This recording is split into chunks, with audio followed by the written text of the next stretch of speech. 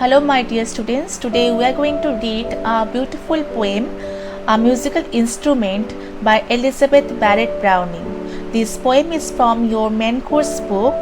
So let's get started. Let us know about the poet.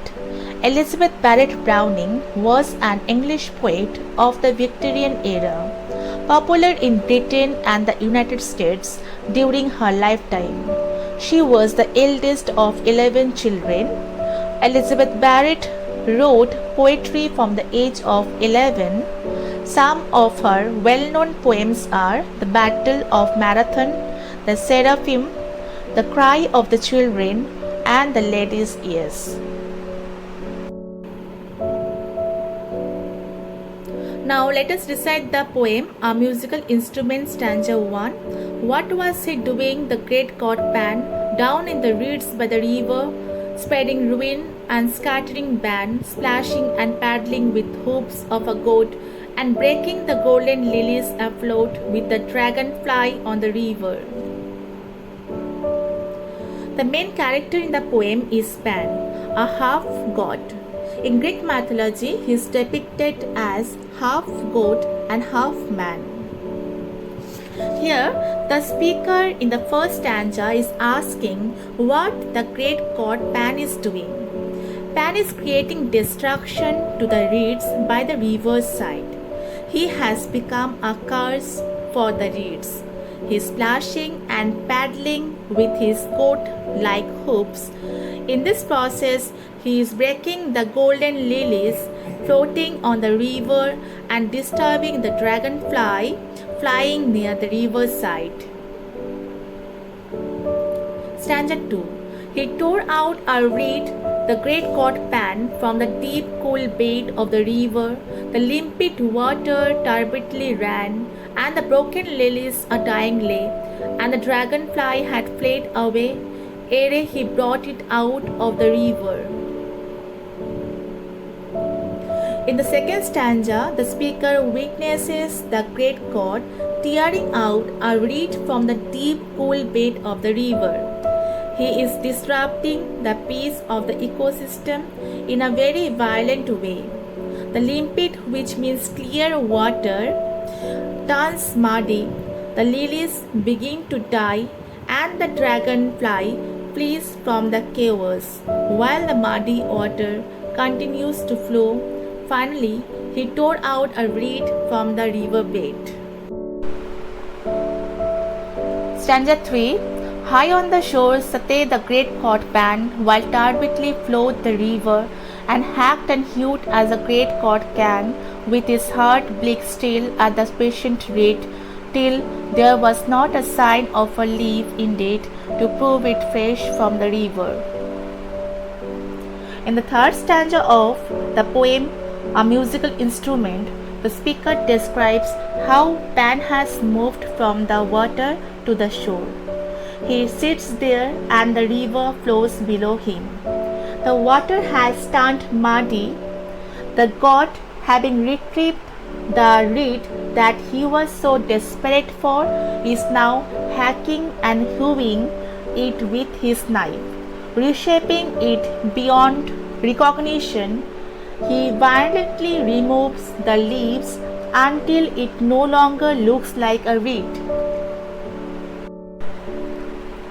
He cut it short, did the great god Pan, how tall it stood in the river, then drew the pith like the heart of a man, steadily from the outside ring, and notched the poor dry, empty thing in holes as he sat by the river.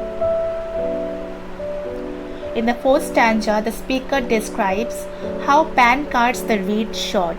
He trims it down to a more pleasing size. This is a fact that disturbs the speaker, who exclaims how tall the reed stood in the river. It used to be grand and beautiful. Pan drew the pith from the reed. Here pith means the soft and spongy central cylindrical part of a plant. He pulls out the center of the reed to make the reed hollow. And this is a traumatic thing for the speaker to witness. The action is described as being similar to pulling the herd of a man.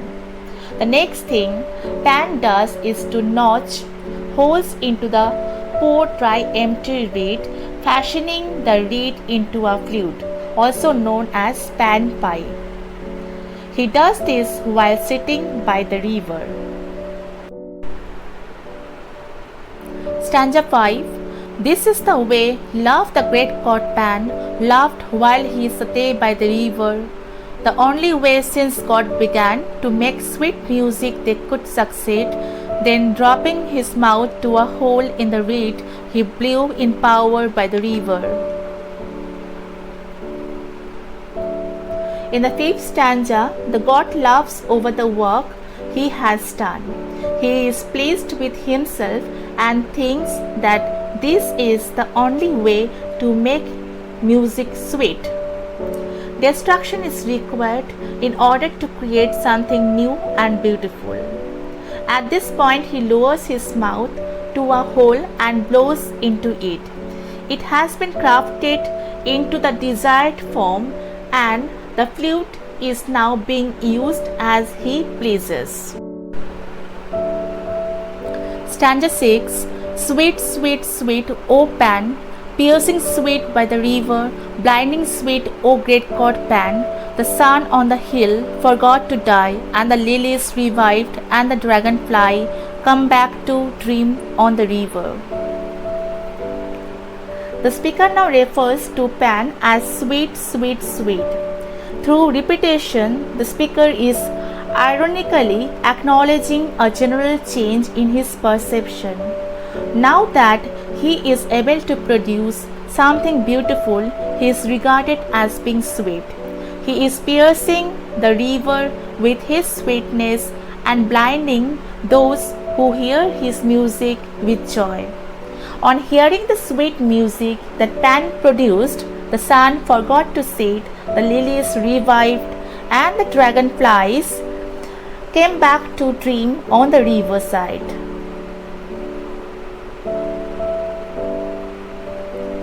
Stanza 7. Yet half a beast is the great god Pan, to love as he sits by the river, making a poet out of a man. The true gods sigh for the cost and pain, for the reed which grows never more again, as a reed with the reeds in the river. In the final stanza of the poem, A Musical Instrument, the speaker describes Pan as something closer to a beast than man.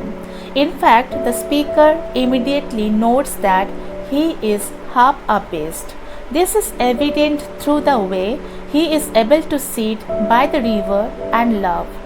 The true gods have been watching from above, and they lament the fact that Pan caused so much destruction to nature to create the beautiful music. They are not as cruel as Pan is. They sigh over the pain he caused to the nature.